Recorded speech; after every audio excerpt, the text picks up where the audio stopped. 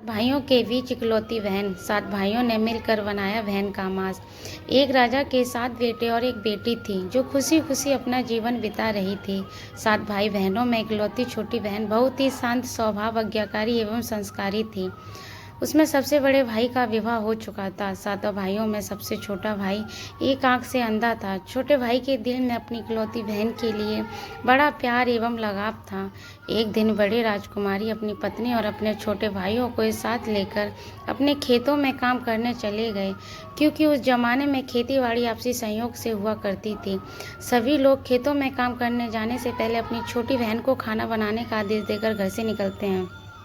7 राजकुमार की बहन अकेले खुशी खुशी सबके लिए खाना बनाने के लिए जंगल से सरसों का साग तोड़कर लाती है और बड़े प्यार से सरसों का साग काटने लगती है।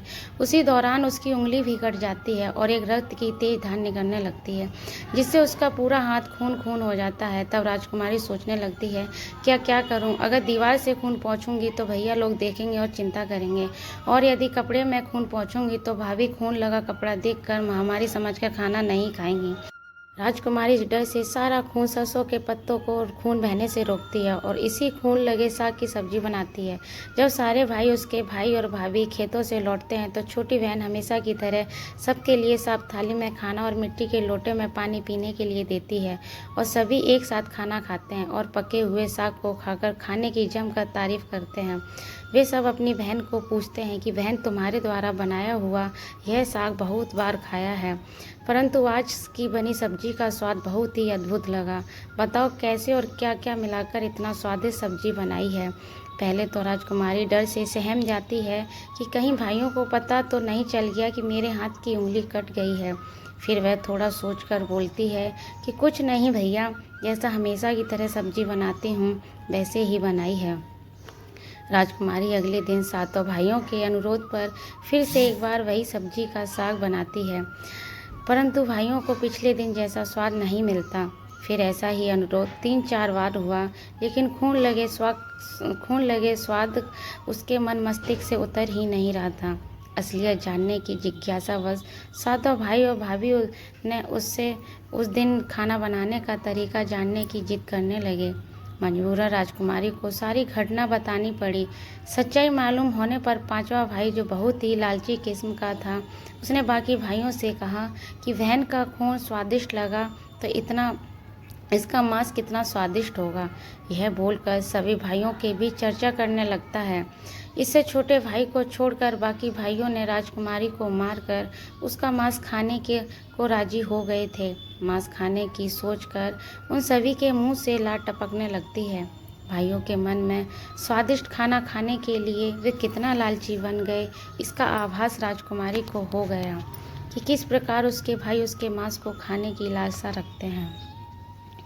एक दिन 7 भाई शिकार खेलने के बहाने राजकुमारी को बोलकर घने जंगल में लेकर जाते हैं, जहां पूर्ण से निर्मित 4 केंद्र के वृक्षों पर बने मचान के नीचे पहुंचते हैं, जिस पर अपनी बहन को यह झूठ बोलकर चढ़ने के लिए बोलते हैं कि इस मचान पर जंगली जानवर तुम पर हमला नहीं कर सकेंगे। इस प्रकार 7 भाई अपनी बहन को मचान पर बैठाकर अपना अपना धनुष लेकर शिकार करने का ढोंग करके चले जाते हैं। तब राजकुमारी को पूरा आभास हो गया था कि आज उसका आखिरी दिन है, लेकिन वह चाहती थी कि उसके भाइयों की इच्छा पूर्ण हो, इसलिए वह मचान पर जाकर बैठ जाती है। फिर सभी भाई केंद्र के वृक्ष पर बने मचान से कुछ दूरी स्थित पर डोंगरी यानी कि छोटे पहाड़ पर अपने अपने धनुष बाण के साथ पहुंचते हैं और एक चट्टान पर बारी बारी से अपने बाणों को तेज धार प्रदान करते हैं। डोंगरी के ऊपर सबसे पहले बड़ा भाई अपने तीर को चट्टान में धार करता है और अपनी बहन पर धनुष से निशाना लगाकर तीर को छोड़ता है। तभी राजकुमारी पूरी बातों को समझ जाती है कि भाइयों का क्या इरादा है, और अपनी मातृभाषा में गीत को गाने लगती है। बिंदु बिंदु दादा छाती ताएक ताएक, अर्थात जान से ही मारना है दादा साहब, तो तीर को सीधे मेरी छाती में वार करो, इधर उधर तीर क्यों चला रहे हो। फिर सभी भाई बारी बारी से अपने तीर के धार को तेज करते हैं और राजकुमारी पर निशाना लगाकर तीरों को छोड़ते हैं। 6 भाइयों का निशाना खाली जाता है और 7वां भाई जो सबसे छोटा था वह तीर चलाने से इनकार कर देता है, क्योंकि उसे अपनी छोटी बहन से बहुत लगाव था और धनुष बाण चलाने में सातों राजकुमारों में सबसे निपुण था। राजकुमारी जानती थी कि उसके सातों भाइयों में सबसे छोटा भाई बाकियों की तरह लालची नहीं है। 6 भाइयों में छोटे भाई को पूरा दबाव डालते हुए आदेश देते हैं कि अगर वह तीर नहीं चलाएगा तो बहन की तरह उसे भी मार देंगे।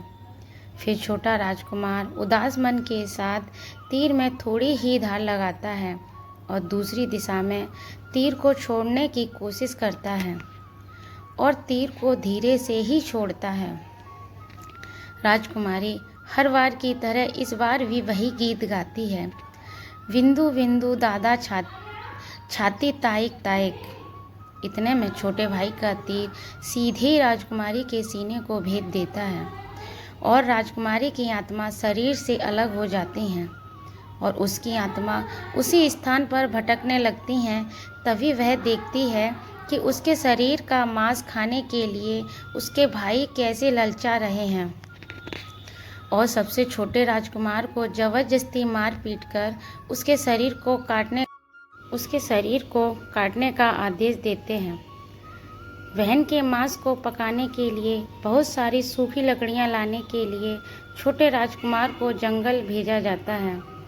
छोटा भाई जंगल में खोज खोज कर ढेर सारी लकड़ियां जमा करता है और सोचता है कि कैसे इतनी सारी लकड़ियों को ले जाऊंगा। दादा ने जो रस्सी दी है वो भी 7 टुकड़ों में दी है। इन्हें जोड़ने पर भी लकड़ियां बांधी नहीं जा सकती। इन लकड़ियों को नहीं बांध पाएगी। देर होने के डर से राजकुमार उदास मन से रोने लगता है और वहीं अपनी बहन को याद करके उसके आंखों से आंसू गिरने लगते हैं। वह अपनी बहन को याद करके रो ही रहा होता है कि तभी एक नाग देवता वहां आते हैं और पूछते हैं कि क्यों रो रहे हो राजकुमार। वह इधर उधर देखता है किंतु कोई भी नजर नहीं आता।